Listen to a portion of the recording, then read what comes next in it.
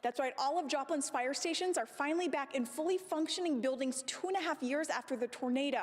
Police say they used search dogs and horses to search this area 2 times before the missing boy was found. Now I'm standing in what used to be the heart of the city of Treese, Kansas. Just behind me is where the old post office used to be. But since the state has come in and ripped down the town and ripped up the streets, preparing it for a new purpose. Again, the experts tell us to avoid shoddy work like this, to make sure to always get references and at least get 2 bids before letting any stranger into your home. A man was caught red-handed with 52 Molotov cocktails and a map marking out 48 churches in Miami, Oklahoma. That's right, the Joplin Police Department tells me they're working with the FBI and ATF on this case to try to find the man or men responsible for attempting to burn down this Planned Parenthood here in Joplin. The construction portion of the new surgery center has temporarily been halted. Crossland Construction says there are other portions of the project that are still a go. This video shows the first arson attempt of the Joplin Mosque last summer.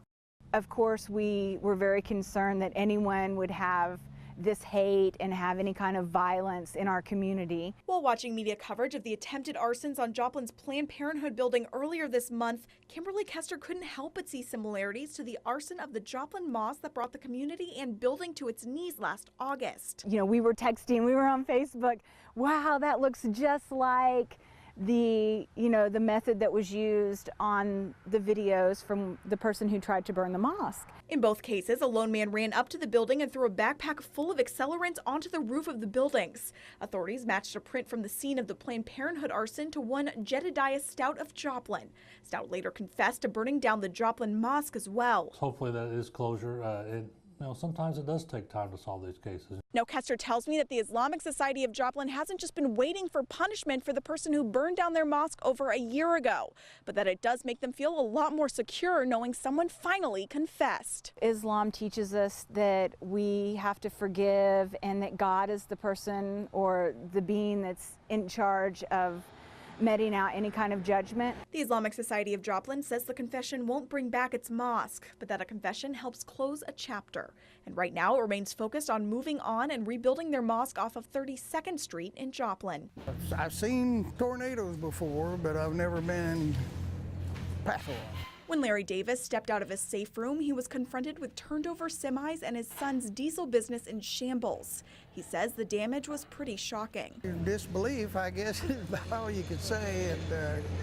It's just pretty awesome. And Davis wasn't the only one. Authorities report about 15 houses sustained damage with tree limbs and power lines down in this stretch off of East 130 Road. This is ground zero right here, just a major amount of damage. It had this intersection blocked for quite a while with all of these poles and debris that was in the road. And though emergency services says the tornado was only on the ground for mere seconds, it was just enough time to leave behind this kind of damage. We had very little warning and the way it worked out, no harm was done to people, but a lot of property damage here. Morgan reports that thankfully no one was injured and that first responders like Wyandotte Fire Department were on hand 20 minutes after the storm to help pick up the pieces. Basically just taking assessment of damage of houses, helping people get at least tarps over their roofs to where they don't have any more rain damage than what they've already sustained.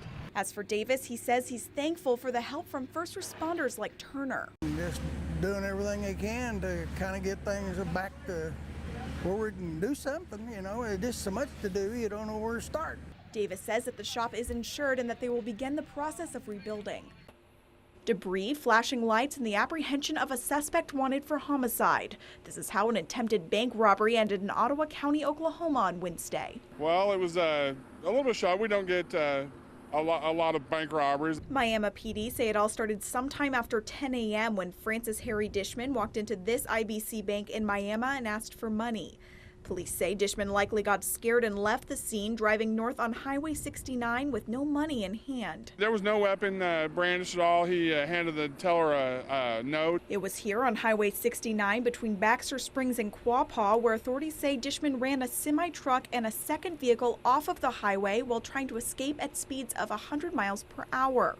The driver of the semi-truck was killed. Well, our first response is, and since this actually someone lost their life in this, we're going, we're going to try to set up a perimeter and get the suspect apprehended. According to Oklahoma Highway Patrol. The suspect ran from his vehicle just behind me, only about 100 yards down this ditch. He was able to cover himself in brush and hide from police for 2 hours. There was overbrush, and he was covered up in that. And we had to call for the assistance of the Oklahoma Highway Patrol airplane, and they were able to spot him from the air. Hidden but not for long. Police found and arrested Dishman around 12:20 p.m., about 2 hours after the whole ordeal began. In Ottawa County, Oklahoma, Liz Holliday, KOAM News. Hello and welcome. This is Fox 14 News at 9. I'm Liz Holliday. Topping the broadcast tonight, the trial has been delayed for a Southwest Missouri man charged for defrauding victims of the Joplin tornado. That bear knew what he was doing. He went straight for the turkey pot. Yeah, I would do the same thing. Hey, but for now, at least it doesn't look like we're going to have a major problem. I've never had a white Christmas before. Oh, yeah? Yeah, could be nice. It could. Missouri Highway Patrol confirms the body found outside Golden City, Missouri is in fact missing 12-year-old girl Adriana Horton.